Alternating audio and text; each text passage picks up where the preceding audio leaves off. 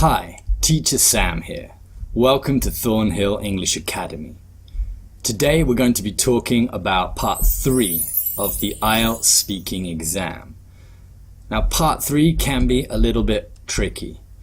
It can be more difficult than the other parts. Firstly, the questions are going to be more complicated.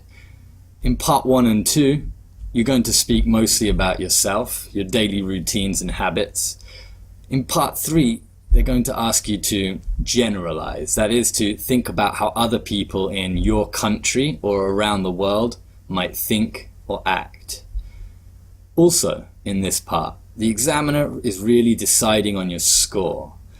That means they're going to try and push you to really see what you can do in English.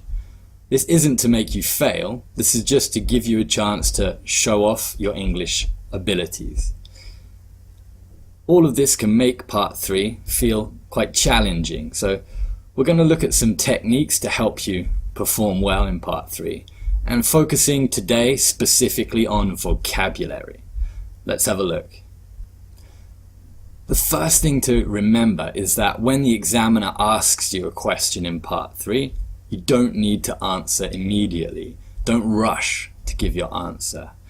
In fact, if you're a bit nervous, the question might sound like this.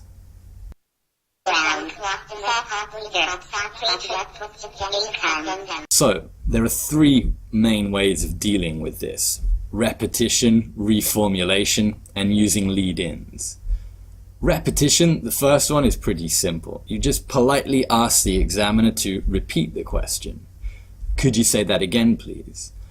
I'm sorry, I didn't hear that. Could you please repeat the question? This will not lose you any points in the exam, so don't worry about that. But it will help you understand the question better and give you time to think.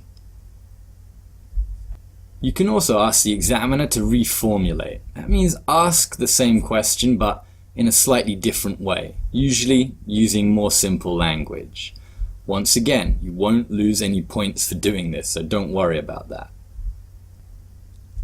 Once you have understood the question, you should show the examiner that you're going to answer by using a lead-in.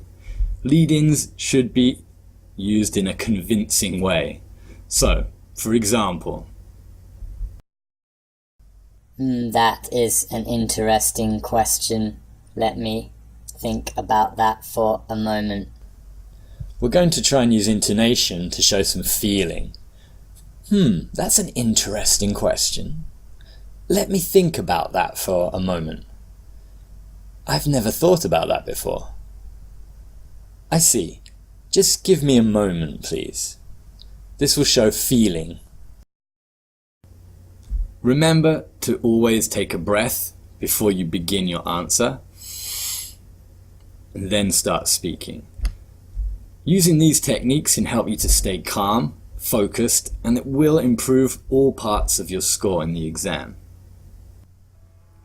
Check out our website thornhillenglishabacademy.com for online classes in IELTS and General English, free resources for learning English, and IELTS writing and speaking evaluation services.